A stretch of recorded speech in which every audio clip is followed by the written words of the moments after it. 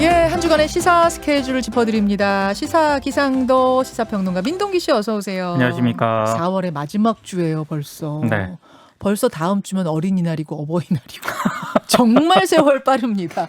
이번 주 우리가 체크해봐야 될 스케줄은 뭐뭐 있습니까? 아까 미국 현지 연결하셨잖아요. 네. 오늘 제93회 아카데미 시상식이 열립니다. 미나리가 총 6개 부문 후보에 올랐고 윤여정 씨가 여우조연상을 수상을 할 것인가 최대 관심사입니다. 네, 잠시 후 수상 여부는 확인할 수 있을 것 같고 인터뷰했으니까 다음 일정으로 넘어가죠. 네, 오늘부터 사회 필수 인력, 그러니까 경찰, 소방 인력과 같은 사회 필수 인력이 코로나19 백신 접종에 나서는데요. 네. 아스트라제네카 백신을 접종을 합니다. 원래 6월로 예정이 됐었는데 접종 일정이 좀 앞당겨졌고요. 그렇죠.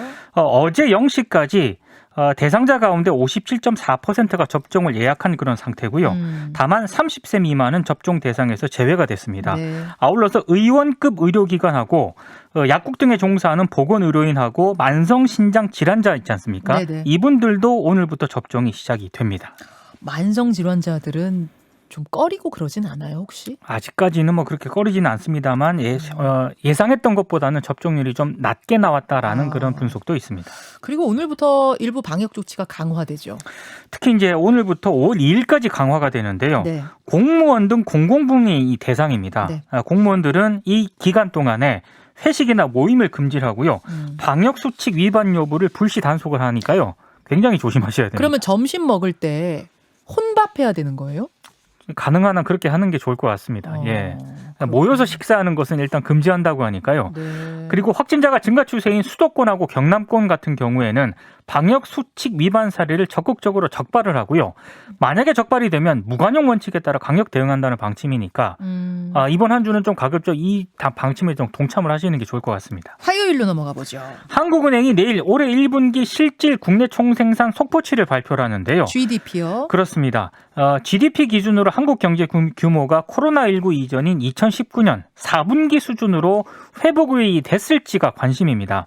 지난해 연간 GDP 성장률이 마이너스 1%로 집계가 됐는데요. 네. 그 외환위기 당시 마이너스 5.1%를 기록한 적이 있지 않습니까? 그렇죠. 그 뒤에 22년 만에 마이너스가 기록이 된 겁니다. 마이너스 성장은 지난해가 처음이었다는 거죠. 뭐 코로나19 때문에 특수한 상황이 있긴 했습니다만 이번에는 과연 2019년 4분기 수준으로 회복이 됐을지가 최대 관심입니다.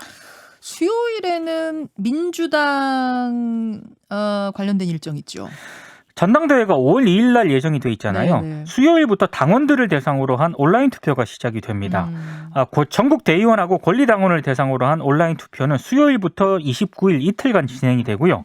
금요일과 5월 1일에는 참여하지 않은 이들을 대상으로 ARS 투표가 진행이 됩니다. 네. 그리고 국민과 일반 당원을 대상으로 한 여론조사는 목요일과 이 금요일 이틀 동안 또 시행이 될 예정입니다. 목요일에는 굵직한 일정들이 많던데요. 검찰총장 후보를 추리는 후보추천위원회가 열립니다. 예, 예. 이성윤 서울중앙지검장이 후보에 들 수 있을 것인지 여기에 이제 관심이 쏠리고 있는데요. 이성윤 지검장이 수사심의위 개최를 요구를 하지 않았습니까? 네. 개최 날짜가 상당히 좀 주목이 되고 있습니다. 수사심의위원회가 총장 후보 추천이 회의 전에 열려서 만약에 기소 의견을 낼 경우에는 이 지검장의 후보 징역은 사실상 어려워질 것으로 예상이 되고 있는데요. 후보 추천위원회가 열렸는데 이성윤 지검장 기소가 맞다. 네. 할 수 있다. 이렇게 나오면 아예 총장 추천위에선 언급도 어려울 것이다. 그게 어렵지 않겠습니까? 언급도 어렵다. 예. 반대의 경우면요? 반대 같은 경우에는 차기 총장 후보로 추천될 수도 있다는 그런 전망이 나오거든요. 먼저 열렸는데 기소 그거 틀렸어. 이렇게 나오게 되면 추천위원회에 올라갈 가능성 상당히 높아진다는 위원들이 얘기고. 만약에 불기소 의견을 낼 경우에는 네. 후보로 올라갈 가능성도 있는 거죠. 또 아예 추천위원회 뒤에 심의위가 개최될 수도 있는 거예요. 그래도 만약에 후보로 올라갈 가능성도 있습니다. 그러니까 상당히 변수가 좀 몇 개 있습니다.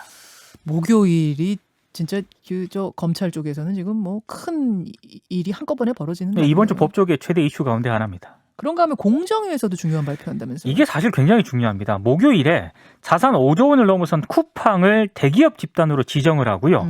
그 총수 지정 결과도 발표할 예정이거든요. 아하. 김범석 이사회 의장이 이 쿠팡 총수로 지정이 될 것인가, 이게 최대 관심사입니다. 근데 김범석 의장이 미국 국적이기 때문에 이게 항상 찬반 논란이 제기가 되었었거든요. 그렇군요. 근데 총수로 지정되지 않으면은 김 의장의 배우자와 친인척, 해외 법인들의 거래는 모두 공시 대상에서 빠지게 되고요.